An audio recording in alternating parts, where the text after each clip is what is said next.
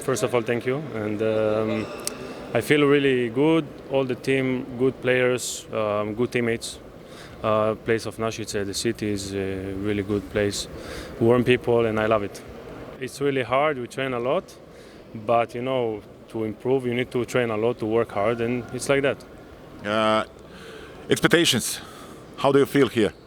I feel good. Of course, the expectation is to win something this season, to take the title. Of course, finally, after all these years that we never take any titles in the league, so maybe this year we tried all our best to take it, and we will see by the season. We continue work hard, and we'll see.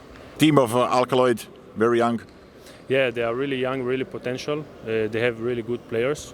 Really nice project, and I think they will have a really nice future as a team and also as a national players.